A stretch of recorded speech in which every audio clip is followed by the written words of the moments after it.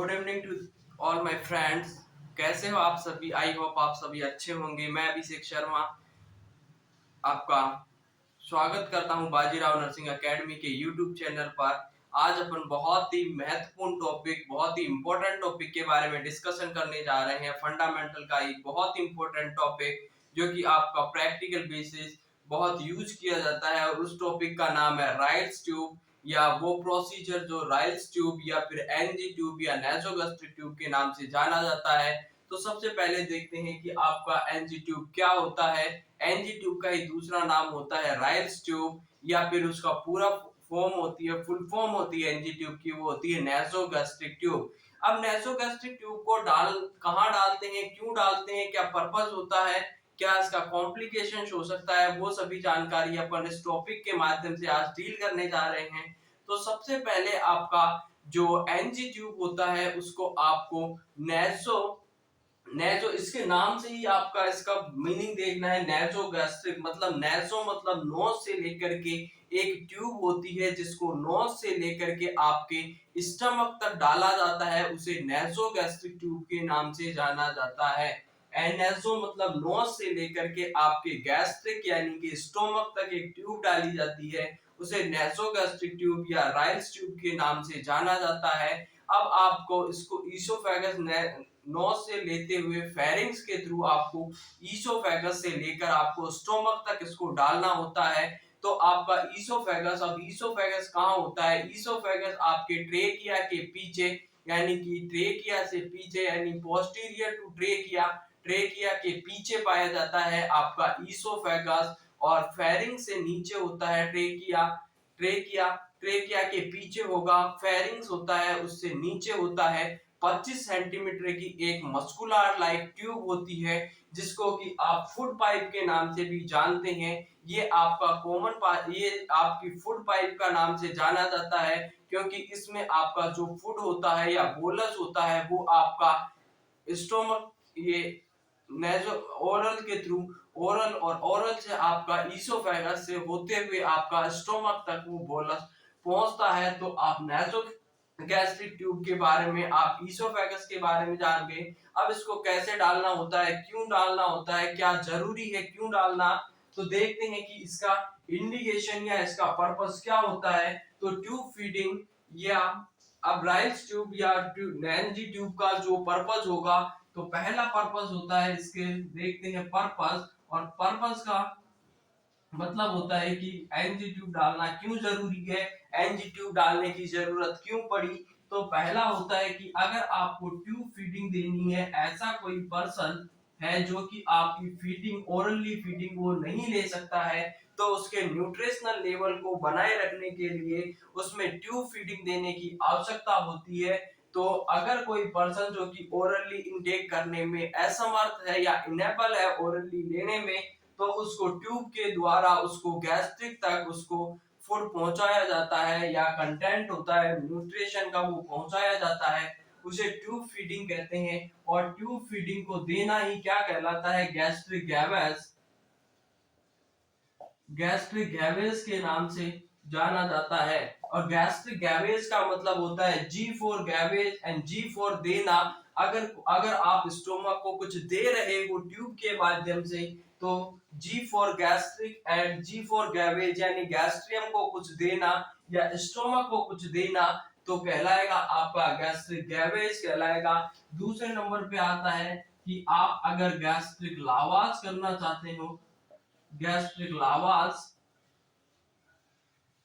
Gastric लावाज करना चाहते हैं, या गैस्ट्रियम से कुछ लेना चाहते हैं, L for lavage and L for आपका लावाज और एल फोर आपका लेना। अगर गैस्ट्रियम को कुछ देना है तो गैवेज कहलाएगा, जबकि गैस्ट्रियम से या स्टोमक से कुछ लेना है तो गैस्ट्रिक लावाज कहलाएगा। या फिर आपकी गैस्ट्रियम की कोई आपको सक्शनिंग करनी है, गैस्ट्रियम की आपको सक्शनिंग करने की आवश्यकता होती है। अब सक्शनिंग कब करने की आवश्यकता होती है? पहला तो अगर कोई पॉइजनस केस है या कोई ड्रग ओवरडोज ले ली है उसने, तो उसका इफेक्ट को कम करने के लिए या ड्रग का एब्जॉर्प्शन कम हो बॉडी में, तो उसको आपको सक्शनिंग करके वापस से बाहर निकालना होता है। तो गैस्ट्रिक लावाज इसलिए यूज किया जाता है। और गैस्ट्रिक लावाज या गैस्ट्रिक सक्शनिंग तब भी करते हैं जब आपका ब्लीडिंग हो रही है, आपकी अगर स्टोमक में या इंटेस्टाइनल में कोई भी ब्लीडिंग हो रही है इंटरनल, तो उस ब्लीडिंग को बाहर निकालने के लिए भी आप गैस्ट्रिक सक्शनिंग या गैस्ट्रिक लावाज कर सकती हैं। इसके बाद में होता है कि आप गैस्ट्रिक लावाज हो गया, अब आपको जो ट्यूब होगी, जो ट्यूब की अब एनजी ट्यूब है, एनजी ट्यूब डालते समय आपको पर्सन को कौन सी पोजीशन देनी होती है, तो पोजीशन क्या होगी, एनजी ट्यूब इंसर्शन के दौरान जो पोजीशन होती है वो आपको हाई फाउलर्स पोजीशन देनी होती है। हाई फाउलर्स पोजीशन देंगे और उसके साथ में आपको हेड टिल्ट फॉरवर्ड, आपको हेड को फॉरवर्ड घुमाना होता है। देखिए आपको पोजीशन कौन सी देंगे, जब भी आपको एनजी ट्यूब इंसर्शन करते हैं उस दौरान आपको हाई फाउलर पोजीशन पेशेंट को सीटिंग अवस्था में, यानी कि जिसका हेड एंड होगा उसको 90 डिग्री एलिवेट करना है। और जब भी आप एनजी ट्यूब इंसर्शन करोगे तो उस दौरान जब आपका ये यहाँ से पास आउट होगी एनजी ट्यूब, तो उसको क्रिकोइड कार्टिलेज से जब ये पास होती है तो आपको उसको फ्लेक्शन करवाना होता है या हेड को टिल्ट करना होता है, फॉरवर्ड या फ्लेक्शन करवाना होगा।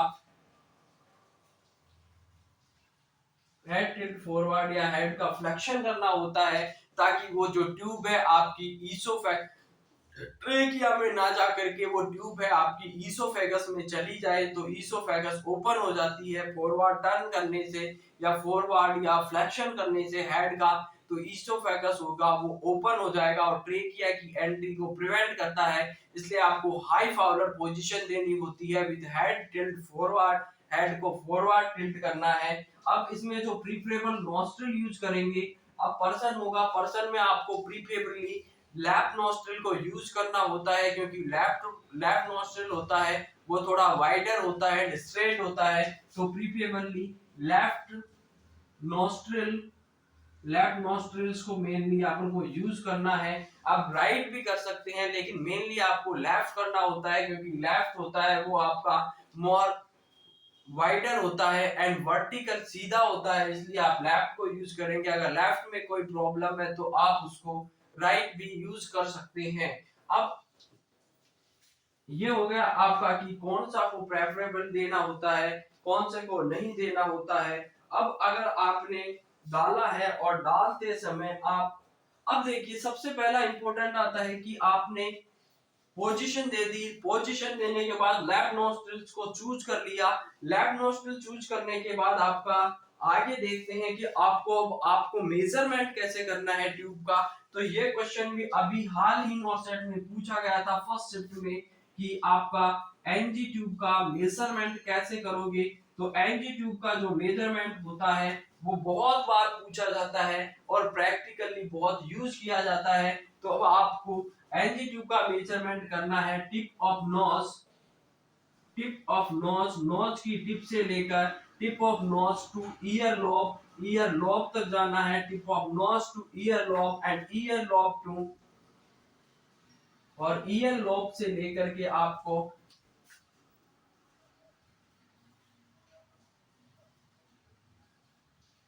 ईयर लॉब टू स्टर्नम या आपका जीफोइड, स्टर्नम में आपका जीफोइड तक जाना है जिसको कि आप नेक्स के नाम से भी जाना जाता है। नेक्स का मतलब हो गया nose, tip of nose, nose to ear lobe and ear lobe to xiphoid. तो नेक्स जो मेजरमेंट होता है वो नेक्स कहलाता है, यानी कि टिप ऑफ नोज आपने यूज किया, टिप ऑफ नोज यहां से आप मेजरमेंट स्टार्ट करोगे, tip of nose to ear lobe तक जाना है और ईयर लॉब से वापस आपको जीफोइड प्रोसेस तक, यानी कि जो स्टर्नम का नीचे वाला पार्ट होता है जीफोइड प्रोसेस वहां तक आता है। तो इसको तीनों को मिलाकर नेक्स्ट याद रखना है आपको कि tip of nose, nose to ear lobe and ear lobe to xiphoid process तक जो होगा वो उसका मेजरमेंट होगा। ये आपका मेजरमेंट का हो गया। ये क्वेश्चन भी आपका बहुत बार घुमा घुमा करके पूछे जाने वाला क्वेश्चन है। अब आपको जो ट्यूब होती है और ट्यूब को आपको जब भी आप ट्यूब इंसर्शन करोगे तो ट्यूब को आपको पहले लुब्रिकेट करना होता है। तो लुब्रिकेशन, अब ट्यूब का लुब्रिकेशन करेंगे और ट्यूब का जब लुब्रिकेशन करते हैं तो ट्यूब का 3 से लेकर के 5 सेंटीमीटर, 3 से लेकर के 5 इंच तक, यानी कि आपका 7.5 सेंटीमीटर से 12 सेंटीमीटर या 12.5 सेंटीमीटर तक इसका लुब्रिकेशन करना। जब भी आप ट्यूब इंसर्ट करोगे तो ट्यूब को लुब्रिकेट किया जाता है ताकि उसका फ्रिक्शन कम हो, और वहां पर ये जाकर के आपको जाइलोकाइन जेली यूज की जाती है, जो कि वाटर सोल्यूबल जेली इसमें यूज करेंगे। इसमें ऑयल सोल्यूबल जेली को अवॉइड किया जाता है, क्योंकि वाटर सोल्यूबल जेली इसमें इसलिए यूज करते हैं ताकि by the way, by the mistake, अगर आपकी एनजी ट्यूब है वो अगर लंग्स में चली जाए तो वाटर सोल्यूबल जब वो जाकर के वहां एब्जॉर्ब हो जाएगी। लेकिन अगर उसकी जगह आपने ऑयल सोल्यूबल जेली यूज करी है इसका लुब्रिकेशन करने के लिए, और अगर बाय द वे वो लंग्स में चली जाती है तो वो जाकर के वहां पर एब्जॉर्ब नहीं हो पाती है और निमोनिया कॉज कर सकती है। इसलिए निमोनिया को प्रिवेंट करने के लिए आपको वाटर सोल्यूबल जेली यूज करनी है।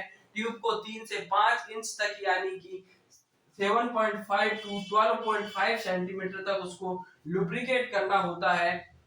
या आपने इसका मेजरमेंट देख लिया, लुब्रिकेशन हो गया। उसके बाद में अब आप जब भी ट्यूब डालोगे लेफ्ट नॉस्ट्रिल आपको प्रिफरेबल कर लिया। लेफ्ट नॉस्ट्रिल प्रिफरेबल करने के बाद आगे ध्यान देना है कि आपने लेफ्ट नॉस्ट्रिल प्रिफरेबल किया, आपने ट्यूब डालना स्टार्ट किया, तो ट्यूब डालने के टाइम पे उसको सिप्स ऑफ वाटर आप यूज कर सकते हैं ताकि वो पानी के साथ साथ आसानी से स्वेलो कर ले ट्यूब को, और ट्यूब आसानी से आपके, क्योंकि जब भी वो स्वेलो करेगा तो आपका ईसोफेगस होगा, वो वहां से आपका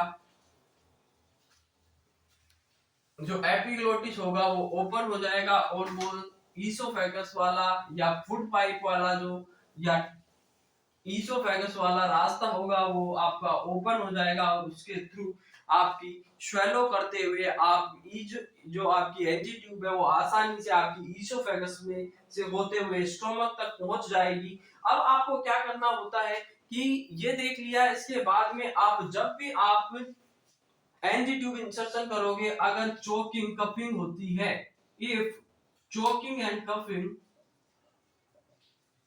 चोकिंग कफिंग अगर चोकिंग कफिंग होती है तो आपको थोड़ा सा पुल करना है, आपको ट्यूब को पुल करना होगा। Tube the tube pull the tube. तो आपको अगर चोकिंग कफिंग आने लग जाती है तो इसका मतलब है कि वो आपकी ट्रेकिया में जाने की कोशिश कर रही है, तो कफिंग आ गई, तो पुल पुल करना है ट्यूब को, पुल द ट्यूब, ट्यूब को पुल करना है और वेट करना है, थोड़ी देर के लिए वेट करना है, एंड देन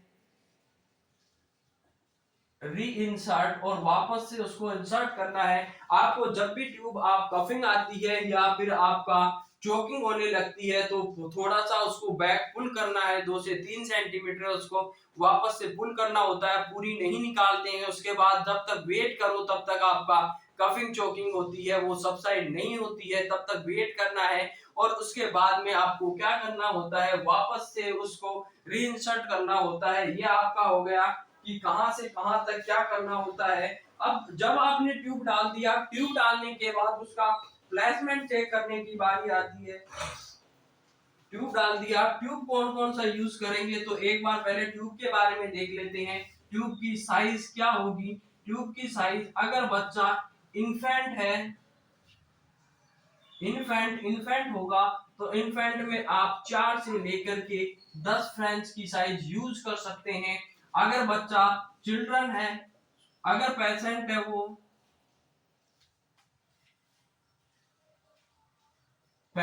वो आपका चिल्ड्रन है तो 10 से लेकर के आप 14 फ्रेंच की साइज यूज कर सकते हैं।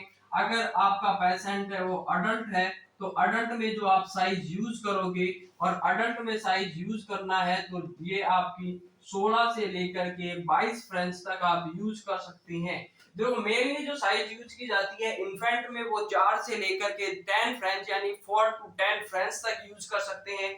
उसके बाद में चिल्ड्रन में आप 10 टू 14 फ्रेंच का साइज यूज कर सकते हैं, और जो अडल्ट होता है उसमें 16 टू 22 यानी 16 से 22 फ्रेंच। और ये जो फ्रेंच होता है इसका ये क्वेश्चन भी अभी सेकंड शिफ्ट में पूछा था कि जो भी आपका ट्यूब्स होती है उसका डायमीटर होता है, वो कौन सा डायमीटर मेजर करते हैं, आउटर डायमीटर या इनर डायमीटर। तो हमेशा ट्यूब होती है उनका जो ये डायमीटर होता है वो इनर डायमीटर होता है। जो इनर डायमीटर का ये फ्रेंच की जो साइज है वो हमेशा आपके इनर डायमीटर की साइज होती है। तो ये हो गया। इसके बाद में आपने ट्यूब देख लिया, ट्यूब का कलर भी पढ़ेंगे उसके बाद, लेकिन उससे पहले देखते हैं कि ट्यूब देखा, ट्यूब का कलर देखेंगे। उसके बाद में आपने जो ट्यूब डाल दी, ये ट्यूबें डाल दी, ट्यूब डालने के बाद आपको उसका करना है कि वो ट्यूब है वो सही स्थान पर या सही प्लेस पर, यानी कि आपके स्टोमक तक पहुंची है या नहीं पहुंची है, इसका पता करने के लिए आपको हर बार क्वेश्चन पूछा जाता है कि ऐसा कौन सा कंफर्मेटरी, अगर कंफर्मेटरी की बात आती है, वैसे तो 4 तरीके से आप ट्यूब का प्लेसमेंट या मेजर प्लेसमेंट चेक कर सकते हैं, लेकिन जब भी आपकी प्रायोरिटी की बात आएगी तो प्रायोरिटी में हमेशा आंसर आपका एक्सरे को जाता है। एक्सरे से आपका प्लेसमेंट होता है, वो हमेशा प्रायोरिटी की बात आए तो 5 स्टार क्वेश्चन है कि आपका कि प्लेसमेंट किससे चेक करोगे, तो हमेशा आपका एनजीट्यूब का प्लेसमेंट का अगर प्रायोरिटी की बात आती है तो एक्सरे से एक्सरे करवाएंगे। एक्सरे करवाने के बाद उसमें रेडियोपैक लाइन होती है और रेडियोपैक लाइन से पता चल जाता है कि आपकी स्टोमक में है या आपकी लंग्स में है। तो बेस्ट कंफर्मेटरी और जो एक्सरे होता है ये कंफर्मेटरी है, इसमें आपको आसानी से ट्यूब देखने को मिलेगी। दूसरा नंबर होता है कि आप उसका गैस्ट्रिक एस्पिरेट करके देख लो। गैस्ट्रिक एस्पिरेट से भी आप पता लगा सकते हैं गैस्ट्रिक एस्पिरेट, और अगर गैस्ट्रिक एस्पिरेट में पीएच है वो लेस देन 4 आता है। अगर गैस्ट्रिक एस्पिरेट किया आपने ट्यूब से और गैस्ट्रिक एस्पिरेट करने के बाद अगर उसका पीएच मापना है या पीएच का मेजरमेंट करोगे, अगर पीएच 4 से कम आता है तो उसका मतलब है कि हाईली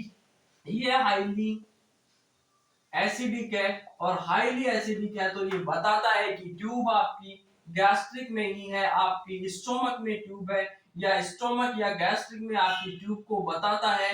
अगर इसका पीएच 4 से या 4 से कम आता है तो ये बताता है कि ये हाईली एसिडिक है और गैस्ट्रिक कंटेंट की के बारे में बताएगा। तीसरे नंबर पे आती है कि आप इसका बाउल, आप ट्यूब लोगे, ट्यूब को ओपन रखना है और उसको बाउल में डालोगे। अगर बबलिंग आती है, इफ बबलिंग इज प्रेजेंट, अगर बाउल में डालना है ट्यूब को, dip the tube in dip the tube in bowl में आपको ट्यूब को डालना है। इफ बबल इज प्रेजेंट, अगर बबल आते हैं, बबल इज प्रेजेंट, अगर बबल प्रेजेंट है तो ये इंडिकेट करता है कि आपकी जो ट्यूब थी डीप करना है ट्यूब को बाउल में। अगर बबल प्रेजेंट होते हैं तो ये इंडिकेट करता है कि इसका जो रॉन्ग प्लेसमेंट हो गया है, रॉन्ग प्लेसमेंट को बताता है, यानी कि आपकी जो ट्यूब थी वो आपकी लंग्स में चली गई है और वो बबलिंग आ रही है तो बताएगा कि आपका ट्यूब का रॉन्ग प्लेसमेंट हो चुका है। जो ट्यूब थी वो आपकी लंग्स में चली गई है, स्टोमक में ना जाकर के लंग्स में चली गई है। तो ये हो गया। और चौथे नंबर पे आता है कि आप 10 ml की सिरिंज से 10 ml की सिरिंज लो और 10 ml की सिरिंज लेकर के उसको स्टोमक में आपको इन्फ्यूज करना होता है। अब आपको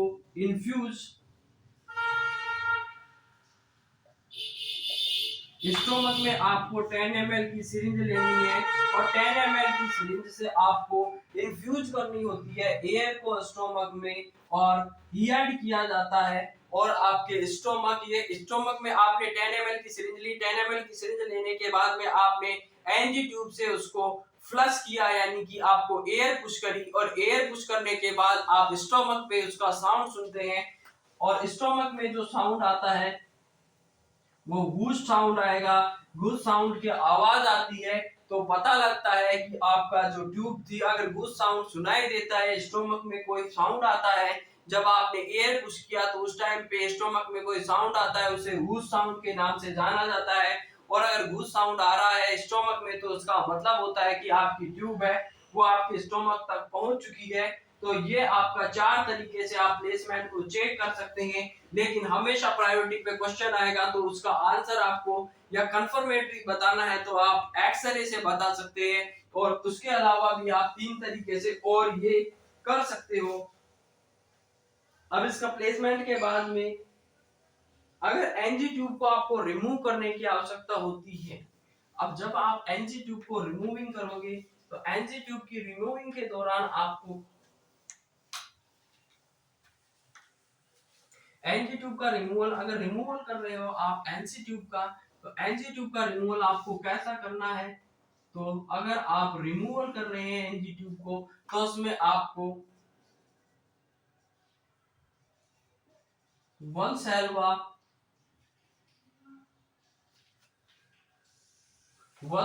मैन्युअर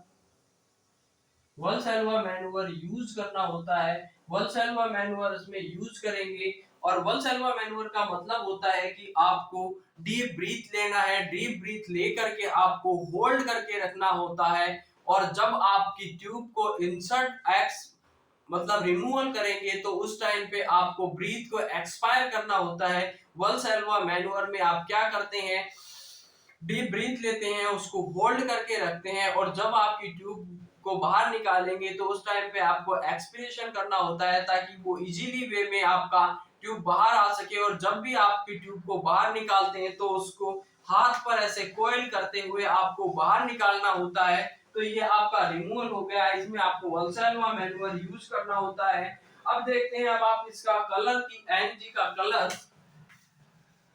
अब आप कलर और साइज के अकॉर्डिंग भी पूछा जाता है, बहुत ही इंपॉर्टेंट टॉपिक है कलर एंड साइज। तो कलर और साइज का भी खेल होता है। तो एनजी होती है उसका कलर होता है वो आपका मेनली आपकी 4 से होता है, लेकिन जो मोस्ट कॉमनली यूज आती है वो 6 से लेकर के आपकी 24 या 26 तक चलते हैं। तो इसमें जो कलर आएगा और मेनली होता है वो आपका 5, 6,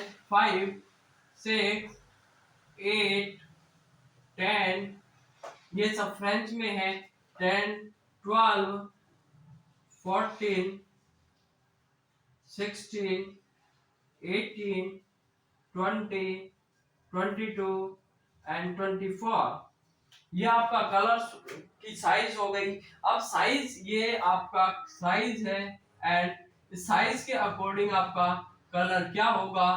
तो आपकी जो 5 नंबर की होती है वो ग्रे कलर की होती है। 6 नंबर की जो ट्यूब होती है वो लाइट ग्रीन कलर की होगी। 8 नंबर की बी फॉर ब्लू होती है और B for blue and B for black दोनों लगातार ब्लू और ब्लैक ये दोनों अपना साथ नहीं छोड़ते हैं। तो ग्रे कलर की होगी 5 नंबर की। 6 नंबर की लाइट ग्रीन कलर की होती है। 8 नंबर की होती है वो आपकी होती है ब्लू कलर की और 10 नंबर की ब्लैक कलर की होती है। 12 नंबर पे आती है वो आपकी व्हाइट कलर की एनजी ट्यूब होगी। 14 पे आती है वो आपकी ग्रीन कलर की होती है। 16 पे आती है वो ऑरेंज होगी एंड रेड कलर की होती है वो आपकी 18 नंबर की होगी, रेड कलर की होगी। 20 नंबर की होती है येलो कलर की होती है। 22 नंबर की होगी और 22 नंबर की आपकी वायोलेट कलर की या जामुनी कलर की होती है। जबकि 24 नंबर की होगी, 24 नंबर की आपकी लाइट ब्लू कलर की होगी। बोलो सियावर रामचंद्र की जय।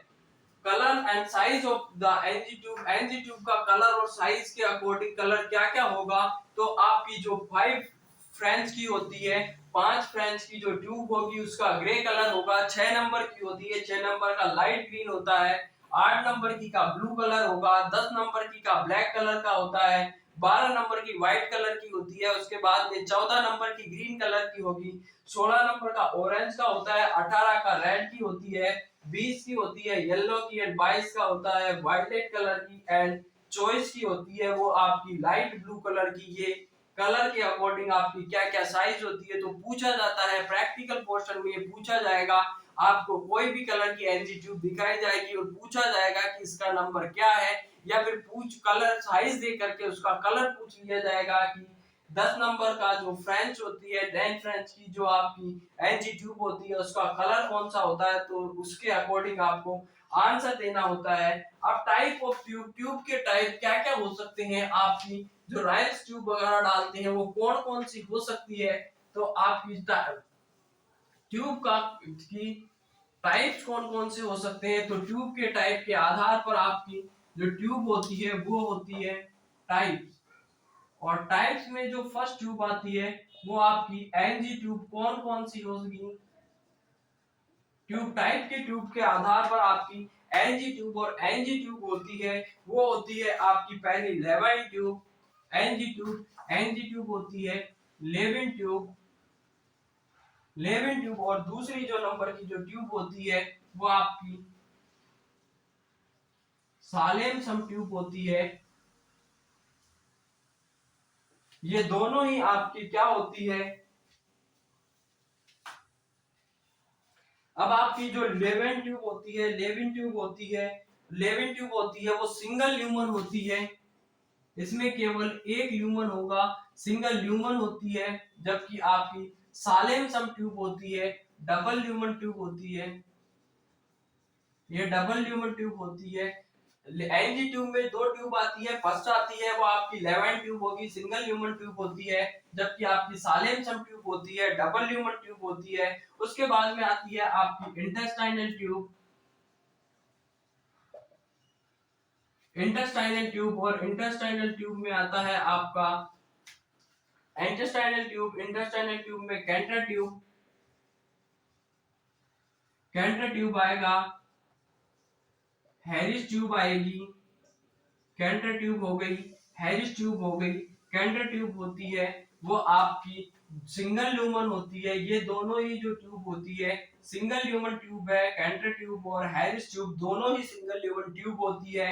कैंटर ट्यूब होती है वो आपकी लॉन्ग होती है, जबकि हैरिस होता है या हरीश है आपका छोटा है, तो हरीश होगी वो शॉर्ट ट्यूब है, हैरिस ट्यूब शॉर्ट ट्यूब है।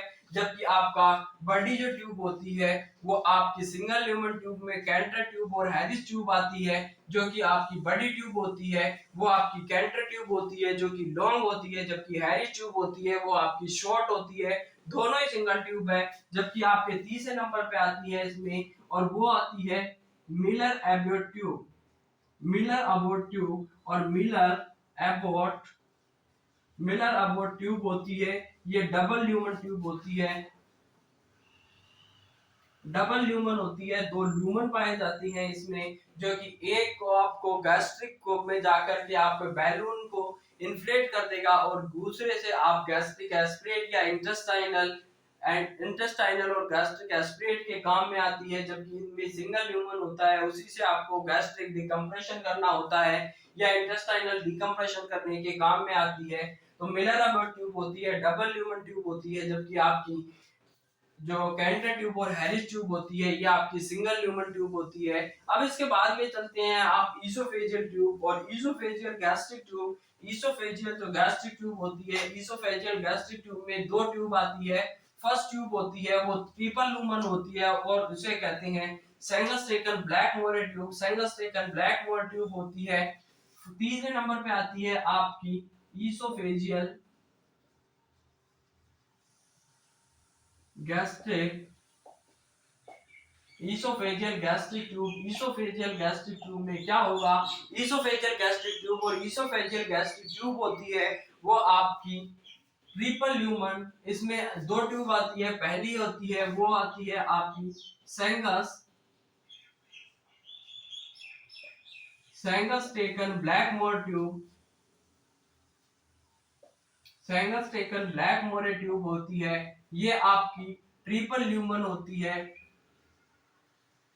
ट्रिपल ल्यूमन ट्यूब होती है। सेंगस्ट्रेकन ब्लैकमोर ट्यूब होगी वो आपकी ट्रिपल ल्यूमन ट्यूब होती है। तीन ल्यूमन पाए जाते हैं इसमें, आपके ट्रिपल ल्यूमन ट्यूब होगी। अब ट्रिपल ल्यूमन ट्यूब में क्या होता है, हमेशा बैड साइड में जब भी आप सेंगस्ट्रेकन ब्लैकमोर ट्यूब या आपकी माइनोसोटा ट्यूब को यूज करते हैं तो हमेशा बैड साइड में आपको सीजर रखना होता है, क्योंकि जब भी आपका रेस्पिरेटरी डिस्ट्रेस होगा तो इनको गैस्ट्रिक, इनमें दो बैलून होते हैं और बैलून को आपको डिफ्लेट करने में टाइम लगता है। इसलिए आपको जब भी आपका रेस्पिरेटरी स्टेटस या रेस्पिरेटरी में कोई डिफिकल्टी आती है तो उसको तुरंत आपको शॉर्ट आउट करने के लिए सीजर हमेशा पास में रखना होता है, ताकि आप ट्यूब को काट करके उसका डिकम्प्रेशन कर सके और तुरंत आप उसको डिफ्लेट कर सको। तो उसके लिए आपको सीजर हमेशा बैड साइड में सीजर रखना होगा। तो बैड साइड सीजर आपको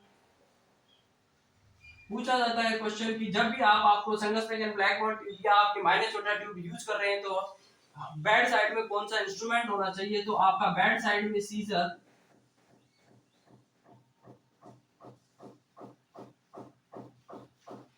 बैड साइड में आपके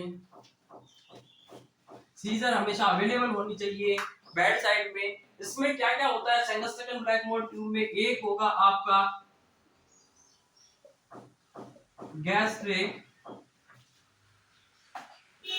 गैस्ट्रिक बैलून होगा। गैस्ट्रिक बलून के बाद में आपका ईसोफेजियल बलून होता है।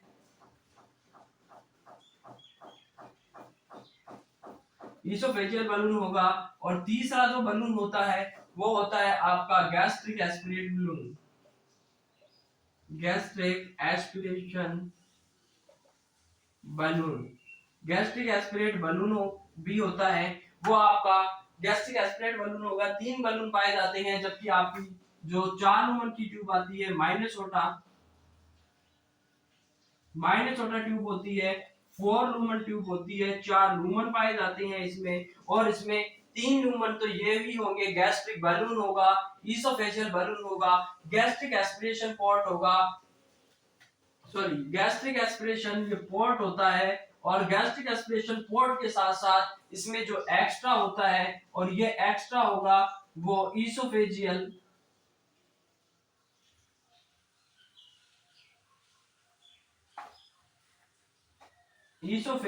एस्पिरेशन पोर्ट इसमें एक्स्ट्रा देखने को मिलता है। तो जो आपकी ट्यूब हो गई Sengstaken Blakemore tube triple level tube होती है। बैड साइड हमेशा जब भी आप यूज करेंगे तो सीजर अवेलेबल रखनी होती है, दोनों में ही आपको बैड साइड सीजर अवेलेबल रखनी है। इसमें 3 लूमन पाए जाते हैं। फर्स्ट लूमन होता है आपका गैस्ट्रिक बैलून होगा, दूसरा इसोफेजियल बैलून होता है, और तीसरा नंबर पे आता है आपका गैस्ट्रिक एस्पिरेशन पॉट होगा। जबकि माइनस छोटा ट्यूब में पहला होगा गैस्ट्रिक बैलून, दूसरा इसोफेजियल बैलून होगा, गैस्ट्रिक एस्पिरेशन पॉट के साथ साथ अब एक और पाया जाता है, और वो होता है चौथे नंबर पे आपका इसोफेजियल एस्पिरेशन पॉट। और ये ट्यूब को जब काम में लिया जाता है जब इसोफेजियल ब्लीडिंग हो रही है, इसोफेजियल वेरिसीज है, तो उसको इसोफेगस को कंप्रेस करने के लिए ये ट्यूब यूज की जा सकती है, ताकि ब्लीडिंग को आप प्रिवेंट कर सके या ब्लीडिंग को मिनिमाइज करने के लिए ये ट्यूब्स का यूज किया जाता है। तो ये आपने ट्यूब देख ली कौन कौन सी ट्यूब होती है। हमेशा आपको सीजर रखनी होती है। अब जो चौथे नंबर की जो ट्यूब आती है वो लेवस ट्यूब आती है, और लेवस ट्यूब में 2 ट्यूब आती है, इवाल्स ट्यूब एंड आपकी दूसरे नंबर की आती है लिवेक्यूएटर ट्यूब। लेवस ट्यूब चौथे नंबर पे जो ट्यूब आती है वो लेवास, चौथे नंबर की जो ट्यूब होगी वो आपकी लेवास ट्यूब होगी। और लेवास ट्यूब में 2 ट्यूब आती है। फर्स्ट नंबर लेवास का मतलब होता है लेना, अगर स्टोमक से अपन लेने के लिए, स्टोमक से आपके गैस्ट्रिक कंटेंट को निकालने के लिए ट्यूब यूज करेंगे, लेवास ट्यूब होगी। और लेवास ट्यूब होती है वो 2 ट्यूब होती है। पहली आती है इसमें आपकी जो ट्यूब होगी इवाल्स ट्यूब। इवाल्स ट्यूब ये आपकी सिंगल ल्यूमन ट्यूब होती है, जबकि आपकी जो दूसरे नंबर की जो ट्यूब होगी, दूसरे नंबर की ट्यूब होती है वो लिवेक्यूएटर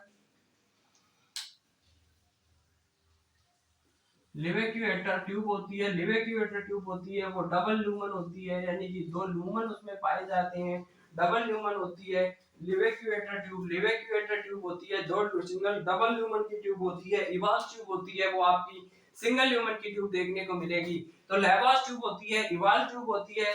2 टाइप की ट्यूब होती है आपकी लेवास ट्यूब जो कि लेने का काम करती है गैस्ट्रिक से, गैस्ट्रिक कंटेंट को बाहर निकालने का काम करती है। गैस्ट्रिक आपकी सक्शनिंग के लिए यूज करते हैं। तो इवाल्स ट्यूब जो कि सिंगल ल्यूमन ट्यूब होती है, लिवेक्यूएटर ट्यूब होती है वो आपकी डबल ल्यूमन ट्यूब होती है। अब ये आपकी ट्यूब हो गई, ट्यूब के कलर हो गए, साइज हो गया, प्लेसमेंट हो गया, ट्यूब क्या होती है, कहाँ इंसर्ट करते हैं, क्यों जरूरी होती है, कब करना है कब नहीं करना है होता है, तो ये इसका इंडिकेशन हो गया या पर्पस हो गया। इसके बाद में जब भी आप ट्यूब फीडिंग करोगे, ट्यूब फीडिंग, और ट्यूब फीडिंग के दौरान अगर आपका गैस्ट्रिक कंटेंट आपको हमेशा आपको ट्यूब फीडिंग करते हैं, ट्यूब फीडिंग के दौरान गैस्ट्रिक कंटेंट को हमेशा आपको एस्पिरेट करना होता है, और गैस्ट्रिक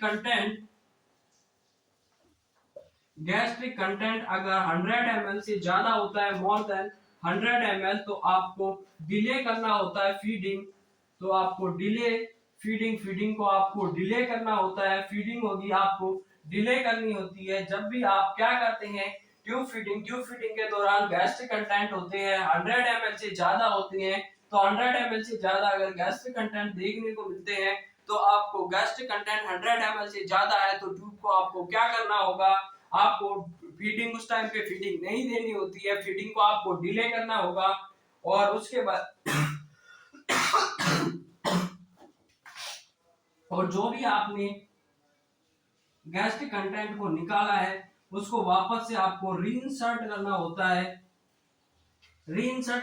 है, गैस्ट्रिक कंटेंट, जो गैस्ट्रिक कंटेंट होते हैं उसको आपको वापस से रीइंसर्ट करना होता है। अगर आपने गैस्ट्रिक कंटेंट को निकाला एस्पिरेट करने के बाद और उसको डाल दिया कचरे में, तो क्या होगा, उसमें इलेक्ट्रोलाइट डिस्टरबेंसेस देखने को मिलेंगे, और इलेक्ट्रोलाइट डिस्टरबेंस में आपको जो मेनली डिस्टरबेंस देखने को मिलेगा वो आपका होगा हाइपोकैलेमिया देखने को मिलेगा, क्योंकि आपके गैस्ट्रिक कंटेंट में या इंटेस्टाइनल जो भी कंटेंट होते हैं उसमें आपका भरपूर मात्रा में पोटेशियम होता है, और जब भी आपका पोटेशियम लॉस होगा तो उसको आपका हाइपोकैलेमिया देखने को मिलेगा।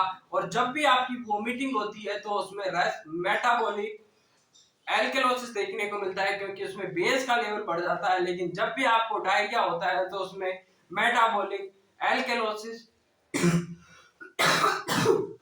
यानी कि आपका डायरिया होगा तो उसमें आपका बेस का लॉस हो रहा है, HCO3 आयन का लॉस हो रहा है, तो उसके तुलना में आपका हाइड्रोजन आयन बढ़ेंगे, HCl बढ़ेगा, तो बॉडी में आपका मेटाबॉलिक एसिडोसिस देखने को मिलता है जब आपका डायरिया होता है। लेकिन जब वोमिटिंग होती है, एसिड का लॉस होता है, तो मेटाबॉलिक आपका एल्कलोसिस देखने को मिलेगा।